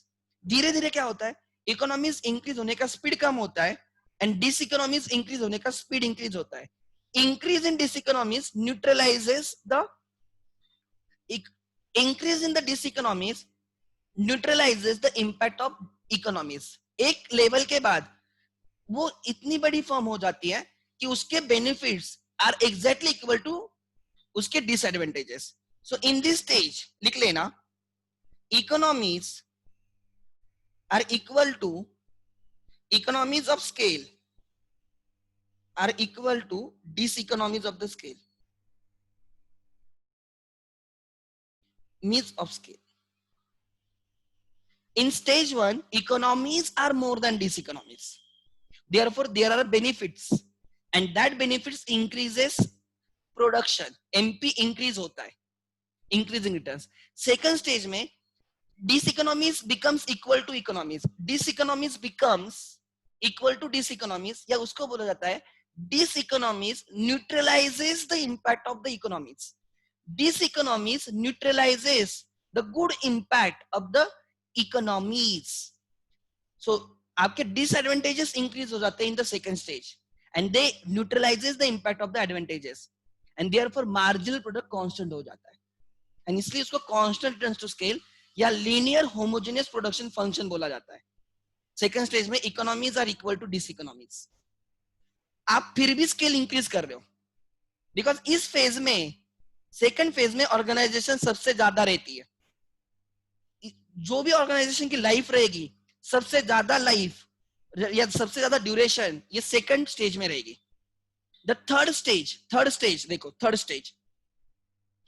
Stage में क्या होता है, if you still keep on increasing the scale, now diseconomies exits the economies. इस case में हो जाता है diseconomies, disadvantages becomes more than advantages. वो स्केल इंक्रीज करने के disadvantages are more than the advantages. Diseconomies are more than economies and this excess diseconomies pulls down the MP, right? यहां पे जितने increase in inputs results in, right, less increase in the output increase होता है but कम से इन output. कोई भी organisation बहुत बड़ी हो गई, उसके केस में मैनेजमेंट करना, उसके कॉस्ट कंट्रोल करना, सब पे कंट्रोल रखना, it becomes very challenging and उसके आपको निगेटिव इंपैक्ट दिखना स्टार्ट होता है आपके आउटपुट पे and you find it is very difficult to manage the organisation.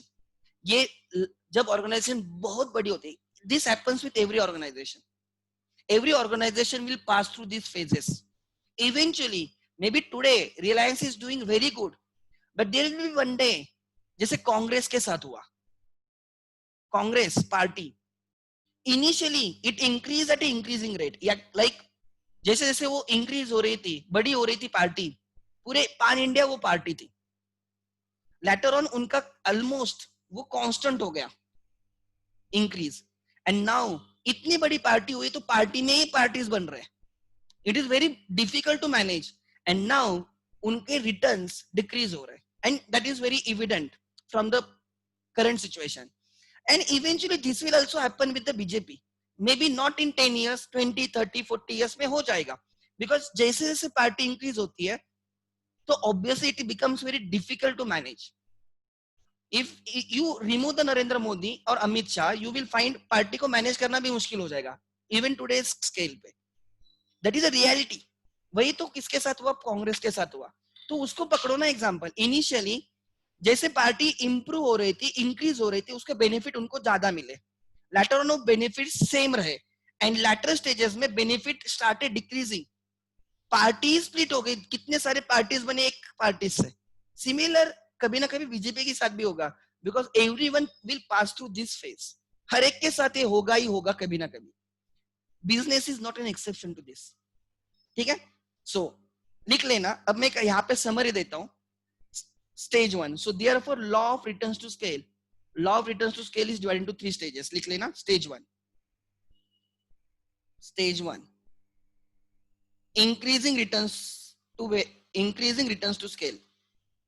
Increasing returns to scale.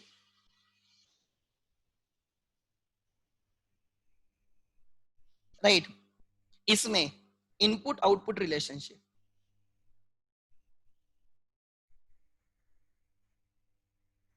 Output increases more than input increases.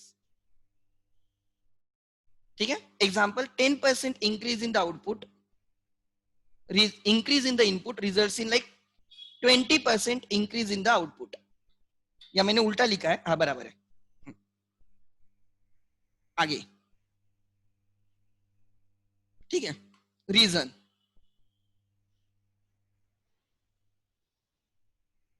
economies exits, economies of scale exits diseconomies.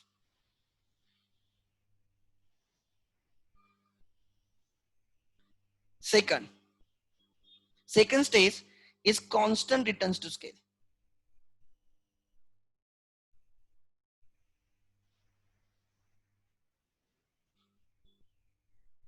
That is, इसको दूसरा नाम है linear homogeneous production function.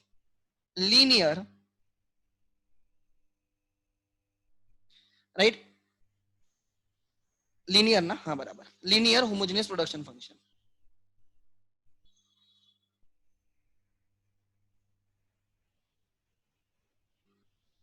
Production function, production function. इसमें increase in input and increase in output is same. 10% से input increase, output 10% से, 20% से input increase, 20% से output increase. जितने से स्केल चेंज होगी उतने से आउटपुट चेंज होगा. MP will remain constant, MP will remain constant. यहाँ पे लिखो एमपी विल बी इंक्रीजिंग, यहाँ पे एमपी कांस्टेंट होगा, एमपी कांस्टेंट होगा.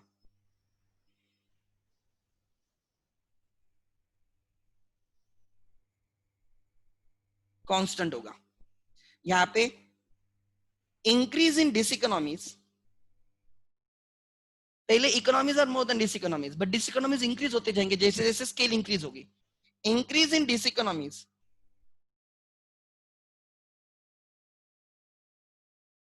neutralizes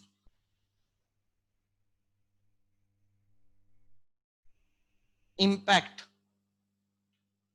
of economies. Disadvantages will become equal to advantages. And जो एडवांटेजेस जो आपको इंक्रीजिंग रिटर्न्स दे रहे थे वो पूरे के पूरे वो न्यूट्रलाइज कर देंगे. So returns will be increasing at a constant rate. Third, diminishing returns to scale.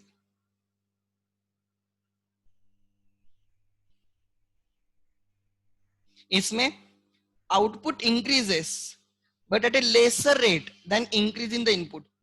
आप सोचोगे यार हम कितने एफर्ट डाल रहे हैं बट रिजल्ट ही नहीं मिल रहा है. हम बहुत एफर्ट डाल रहे हैं, हम बहुत इनपुट इंक्रीज कर रहे हैं, हम स्केल इतनी इंक्रीज कर रहे हैं बट आउटपुट नहीं इंक्रीज हो रहा है. 30% से स्केल चेंज कर रही, आउटपुट 30% से कम से चेंज हो रहा है. So in that case it is just because your economy diseconomies exits economies. इतनी बड़ी organization, example Congress, diseconomies, right, exits economies.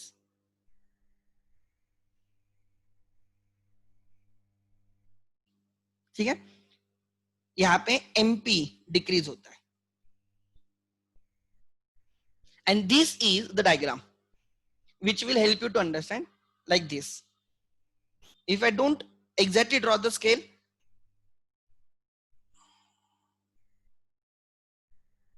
like this: stage 1, stage 2, stage 3, this is MPR and this is scale. ठीक है, that is long run production function in which we are changing the scale. If we change the scale, how MP reacts? If I change the scale, my MP increases. My MP increases. I change the scale, my MP increases. Increase returns to scale. I am increasing the scale. I am changing the scale. MP remains constant. Constant returns to scale. I am increasing the scale. My MP decreases. MP decrease, negative नहीं हो रहा है, decrease हो रहा है. मतलब output increase होगा but at a diminishing rate. Right? My output right increase होगा but at a diminishing rate. इसको हम बोलेंगे third, diminishing returns to scale. Scale क्यों? बिकॉज हम पूरे इनपुट ही चेंज कर रहे हैं. एंड जब पूरे इनपुट चेंज होते हैं तो आउटपुट कैसे चेंज होता है? जितने से इनपुट चेंज कर रहे हैं उससे ज्यादा से आउटपुट चेंज होगा. आउटपुट ज्यादा से चेंज हो रहा है, then change in the input. First stage, increase returns to scale. जितने से इनपुट चेंज कर रहे हो उतने से ही आउटपुट भी चेंज हो रहा है. Same constant returns to scale. जितने से इनपुट चेंज कर रहे हो उससे कम से आउटपुट चेंज हो रहा है. Diminish returns to scale. पढ़ाई कर रहे हो और ज्यादा बेनिफिट मिल रहे हैं, इंक्रीजिंग रिटर्न्स. जितनी पढ़ाई कर रहे हो उतने ही बेनिफिट्स मिल रहे हैं, कांस्टेंट. पढ़ाई ज्यादा कर रहे हो बट बेनिफिट कम मिल रहे हैं, होता है कभी कभी, डिमिनिशिंग रिटर्न्स. ठीक है, सो ये एग्जांपल्स है. फर्स्ट स्टेज में why increasing returns? Because economies are more than diseconomies. Second stage में economies are equal to diseconomies. And third stage में diseconomies are more than economies of the scale. ठीक है, okay, there were some questions, I will take those questions. Ritesh ने कुछ तो question पूछा था. Stage 2 is like moderate, like कोई भी ऑर्गेनाइजेशन ले लो, generally it operates in the second stage. Generally it operates in the second stage, right? Maximum period every organization, देखो जैसे मैंने शॉर्ट रन में बोला था, you will be working in the second stage only, but any organisation in the long run passes through all these three stages. Increase होगी, decrease होगी. इसलिए रिलायंस वगैरह नाउ दे अंडरस्टैंड कि वॉइस कॉल में इतना ये फायदा नहीं है, right?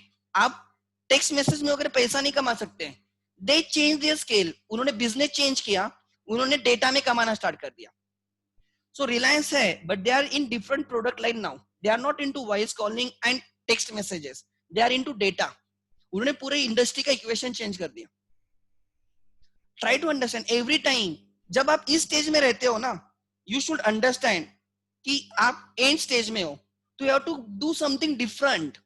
Then only you can again come, right? फिर आपको लॉन्ग रन की प्लानिंग करनी होगी, फिर आप ऊपर जाओगे, फिर कभी ना कभी कांस्टेंट होगे, फिर आप कभी ना कभी डिक्रीज होगे, फिर आपको बिजनेस लाइन में थोड़ा चेंज करना पड़ेगा. इसलिए आप देखो ना, रिलायंस कितने सारे प्रोडक्ट्स में, टाटा कितने सारे प्रोडक्ट्स में, लाइक जैसे अभी in case of vehicles, petrol driven and right diesel driven cars, अभी इस स्टेज में even if they build a new plant, new factories, उनका आउटपुट इंक्रीज होगा बट डिमांड नहीं रहेगी तो आउटपुट इंक्रीज नहीं करेंगे. अब उनको पता है वो इस स्टेजेस में, now they are building the electronic vehicles EVs. तो इनिशियली इलेक्ट्रिक व्हीकल्स पे उनको इस स्टेज में रहेंगे, वो जितने से स्केल चेंज करेंगे उससे ज्यादा से आउटपुट चेंज होगा. लेटर ऑन मैक्सिमम टाइम इस स्टेज में रहेंगे एंड कभी ना कभी इलेक्ट्रॉनिक व्हीकल्स को भी कुछ ना कुछ ऑप्शन मिलेगा. It will take 50 years, 100 years, I don't know, but ये कभी ना कभी होगा लॉन्ग रन में. ठीक है, तब हम रहेंगे भी नहीं आगे. ठीक है, so this is the, there is one question, suddenly Reliance are raising too much funds, okay, raising too much funds, so are they looking for the big scale projects? अगर आप जियो का अगर केस स्टडीज पढ़ते हो एक्चुअल में, it will be in your CA final. अगर आप पढ़ते हो यू विल अंडरस्टैंड. देखो मैं क्या बोल रहा हूँ, जब जियो आया मार्केट में ना, आपके पास 3 प्लेयर्स थे. आइडिया था, एक वोडाफोन था एंड तीसरा था आपका एयरटेल. इन तीनों का जितना इन्वेस्टमेंट था ना, ये अकेले जियो ने डाला था, अकेले जियो ने पैसा डाला था. इन तीनों ने जिनका जितनी इन्वेस्टमेंट थी इनकी थी, और इनकी इन्वेस्टमेंट संक इन्वेस्टमेंट थी, संक कैपिटल था. इन्होंने वो 2G 1G उसमें पैसा डाला था, राइट. उन्होंने कॉलिंग इसमें पैसा डाला था, टेक्स्ट मैसेजेस ऐसे इन्वेस्टमेंट में था. इन लोगों ने डेटा में डाला और ये सब चीजें फ्री कर दी. इनके लिए देखो, इन्होंने जब ये स्टार्ट किया ये सब चीजें, इनको एंट्री बैरियर नहीं था, इनके लिए एग्जिट बैरियर है. एग्जिट बैरियर मतलब वो इतना पैसा डाला है, वो निकालेंगे कैसे, कैसे निकालेंगे, it's not that much easy. इनके लिए एग्जिट बैरियर है. पैसा डाल चुका है, सन कैपिटल हुआ है, एग्जिट बैरियर था इनके लिए. जब तक ये जियो जैसे करे तब तक जियो वाले एंट्री बैरियर भी कर देंगे, मोनोपोली कर देंगे. मोटा भाई ने बहुत सोच समझ के ये प्लान किया था, ऐसे नहीं था. सो इनके जितना कैपिटल है, इससे ज्यादा कैपिटल अकेले जियो ने डाला था. ये लोग तो वो कैपिटल निकाल के दूसरे में डालना, it takes time, it's not that much easy. पहले ही इतना पैसा डाला है और इतना पैसा डालना मतलब नॉट इजी, और उसके पहले इन लोगों ने कर दिया. देखो जनरली हम बोलते हैं first movers are at advantage, जो पहले इंडस्ट्री में आते हैं वो एडवांटेज में रहते हैं. जियो केम सबसे last, but they came with some different idea. और ये लोग जो धंधा कर रहे थे ना, पूरा फ्री कर दिया, मतलब इनके बिजनेस की वैल्यू हो गई 0 and they started with something different. पहले 3 मंथ्स उन्होंने फ्री किया और 3 मंथ्स फ्री किया. उन्होंने कस्टमर्स रिटेन किए उनके. पहले तो इन्होंने फ्री किया इसलिए इनके कस्टमर इनके पास आ गए, फिर उनके जो बेस बनाए उसको रिटर्न करने के लिए और 3 मंथ्स फ्री कर दिया. जब तक इनको कुछ समझे ये आगे चले गए थे. Obviously over a period of time Airtel कुल सस्टेन, बिकॉज एयरटेल ऑब्वियसली बहुत बड़ी कंपनी है. बट अगर आप स्ट्रेटेजी देखोगे तो इट्स टोटली डिफरेंट स्ट्रेटेजी थी, out of the box. And ऐसे strategies you will learn in the CA inter. CA के इंटर में आप सीखोगे price wars and everything. Penetrate किया मार्केट को, फ्री में बांट दिया, फ्री में.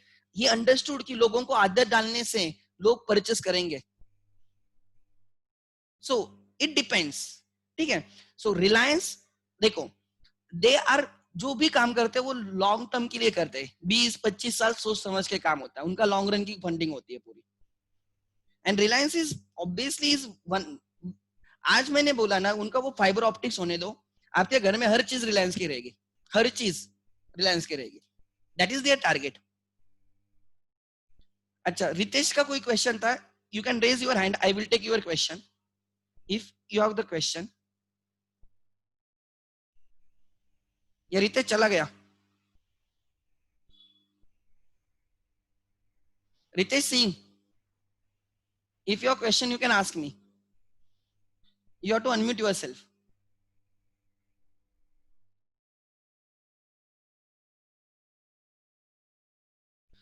Someone is asking if in a company they are selling their shares, are they cutting the investment? It depends, right? Sometimes companies generally to raise the funds in initial phases they come with the IPO, but IPO में problem ये रहता है कि management control उतना नहीं रहता है. सो बाद में अगर उनको मैनेजमेंट कंट्रोल करना है तो they may buy back the shares from the market, right. Buy back करेंगे तो कंट्रोल रिटेन करने के लिए, nothing else, right. So shares buy back कर रहे डज नॉट मीन कि वो नेसेसरीली उनका बिजनेस कट डाउन कर रहे. The reason can be more control over the company. Promoters want more control over the company, क्योंकि मार्केट में भी, राइट, अगर शेयर्स मार्केट में ही घूमते रहेंगे तो देयर आर चांसेस कि कोई दूसरा एक्वायर कर ले. There are always chances, risk होती है. टू अवॉइड दैट, राइट, ये होता है कि later on companies, right, buyback करके उसको प्राइवेट लिमिटेड कर देते हैं. इनिशियली पैसे चाहिए तो पब्लिक लिमिटेड कर दी और बाद में उसको प्रमोटर्स ही परचेस कर लेते हैं, right. So it's not necessary कि वो कर्टन डाउन कर रहे हैं. That can be one reason कि उनको बिजनेस बंद करना है, but not necessary always. Intention can be different. ठीक है.